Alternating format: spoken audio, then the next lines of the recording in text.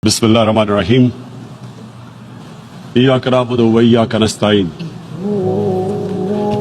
Mr. President, Honorable Secretary General, Excellencies, ladies and gentlemen, I feel honored today to represent my country at this forum of world leaders, where we have a chance to discuss problems that the world is facing. I want to talk about a lot of problems, but just four today. And I especially came to this forum despite a difficult time in my country, facing challenges. I would not have come, but because I feel that there are some very urgent problems which the world must address. So first of all, I start with climate change. So many leaders have talked about climate change. But Mr. President, I feel that there is a lack of seriousness. Perhaps world leaders some of the leaders who can do a lot, do not realize the urgency of the situation. We have a lot of ideas, but as someone said, ideas without funding is mere hallucination. Pakistan, I'll give you start with my own country. Our country is amongst the top 10 nations in the world which are most affected by climate change.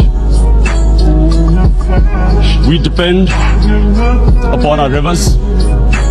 We are mainly an agricultural country. And 80% of the water in our rivers comes from our glaciers. The glaciers not just on the Pakistani side, even India. The 80% of the water in Ganges and the Indian rivers also comes from the glaciers, from the Himalayan glaciers, Karakoram, Hindu Kush. And these glaciers are melting at quite a rapid pace. We detected already 5,000 glacial lakes in our mountains. And if this keeps going, if nothing is done, we are scared that humans are facing a huge catastrophe. In my country, when my party came to power in the province of KP, we planted 1 billion trees in 5 years. Now we've set ourselves a target of 10 billion trees in Pakistan.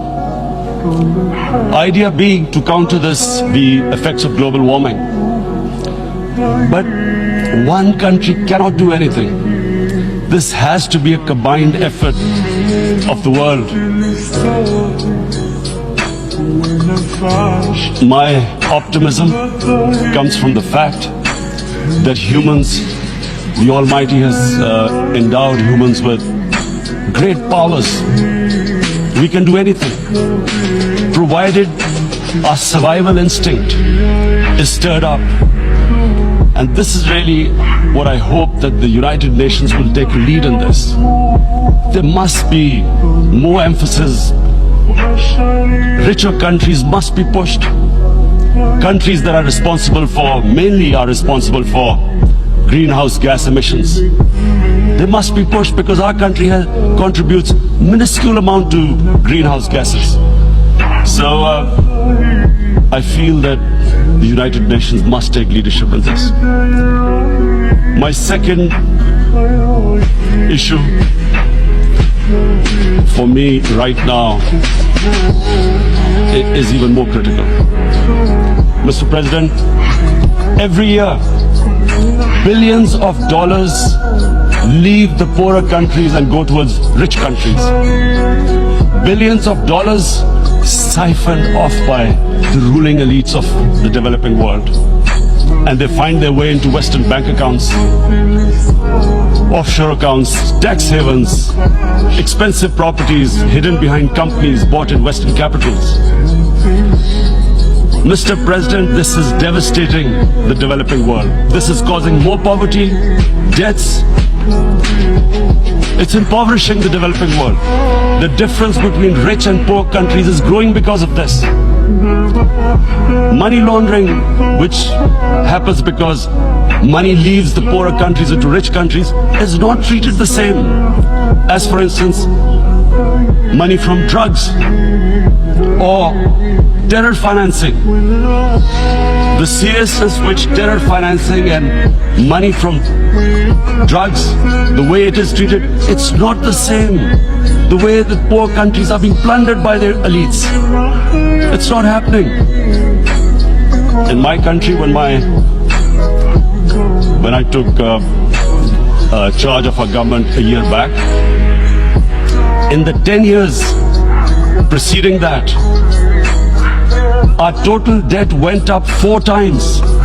The debt we had accumulated in 60 years, just in 10 years it went up 4 times. As a result, the total revenue we collected in 1 year, half of it went into debt servicing. How are we going to spend money on a human being, 220 million people, when half the money is going into debt servicing? Because our country was plundered by the elites, the ruling elite. And easily they could get the money out. And when, Mr. President, we located properties in Western capitals bought by this money through corruption and money laundering, located the properties of these corrupt leaders, we find it so difficult to retrieve it. That money, if we retrieved that money, we could spend on our human beings. But they are such, it's so difficult. The laws protecting these criminals. We do not have the sort of money to have expensive lawyers and spend millions and millions of dollars. We need help from the rich countries. And Mr. President, it's critical. The rich countries must show political will. They cannot allow this to happen. How can the poor countries spend money on human development, which the United Nations asks, SDG? How are we going to do it when this money can easily leave our countries?